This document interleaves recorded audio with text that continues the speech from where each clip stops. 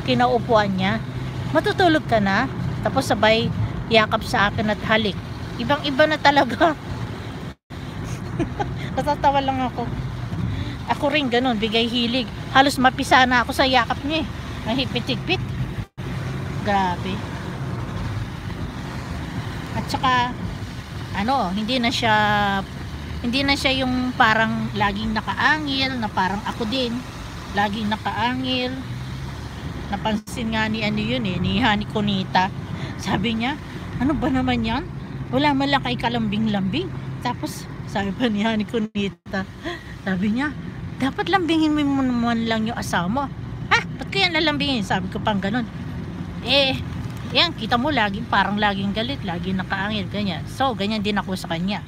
Gantihan lang. Ang alam ko lang yung kanta na nang dahil sa pag-ibig natutong magmahal. Maganda yung nangyari sa inyo, Terry. Oo, kasi ang umpisa noon, nagwala nga ako.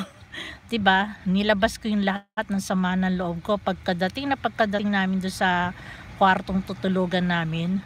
Tapos nung naramdaman ko lumabas yung anak ko, naligo na nga yata mag-isa niya doon sa onsen.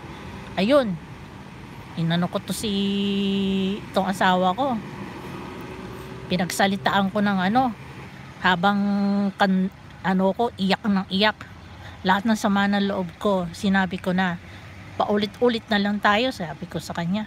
Tapos kaya nagbitaw nga ako ng salita na mabuti pang doon na lang ako sa Pilipinas titira at doon na lang ako hanggang sa mamatay, kayo na lang dito, sabi ko gano'n sa kanya. Dahil lagi nyo na lang akong binubuli mo ako, binubuli rin ako ng anak ko, sabi ko gano'n. Hindi ko na matitiis talaga, doon na lang ako sa Pinas, sabi ko, hanggang sa mamatay ako, kayo na lang dalawa dito, ayoko na, sabi ko gano'n. Tapos yun nga, sabi niya, tapos ang dami ko pa sinabi. Sabi niya kasalanan ko pala ang lahat. Sabi niya kasalanan daw niya lahat. Sabi ko, kasalanan mo, kaya nagagalit sa akin anak ko. Sumbong ka kasi ng sumbong. Dapat yung problema natin sa atin dalawa na lang yon. Hindi, nagsasabi ka pa dun sa isa eh. Tuloy ako yung nagiging masama, sa akin nagagalit yung anak ko. Bigla na lang magagalit, magmura nang hindi ko alam. Yung alam ko na kung ano. Kasi chismoso ka, sabi ko sa kanya. Marites pa more, sabi ko sa kanya. Marites ka ng marites doon sa isa. Alam mo namang ayaw niya yung mga sinasabi mo, sabi ko. Kaya kayo na lang magsamang dalawa. Bahala na ako sa buhay ko. Ganyan. Tapos biglang tumawag ng yung staff ng ng tinutuluyan namin. Kakain na daw kami ng dinner. So nung nailabas ko naman hindi, bago pala yon, sabi niya, hayaan mo, pag dumating yung bata, pagsasabihan ko. Eto na, pumasok yung anak ko sa kwarto namin. Galing siya sa paliguan sa onsen. Mukhang pagod, hiningal pa na pagod na pagod. Biro mo, lahat ba naman ng onsen pinuntahan pala niya. Diniretsa siya agad nitong asawa ko. Sabi niya, galit na galit ang nanay mo kasi nagmura ka. Sabi niya ganon. Ha?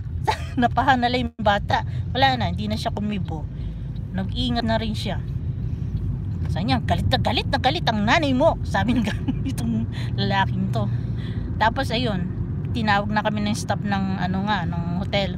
Baba na raw lahat kasi nga dining na daw. So pumunta na kami doon sa kwarto na para sa amin. Kumbaga tabi-tabi yung mga dining room na yon. Tapos siyempre separate lahat. Kung sino lang magkakasama, siya lang magkasama sa isang kwarto. So tatlo kami, di ba? Tapos yung parang nakalimutan ko na bigla yung yung iyak ko. Siyempre may pumasok na staff, nagsasalita doon. Kakaya naman ipapakita kong yung mukha ko na umiiyak. Talagang in-stop ko muna yung luha ko.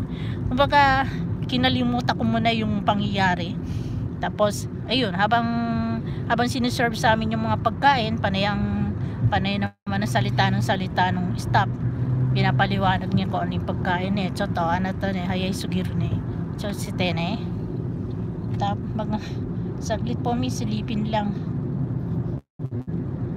Sige.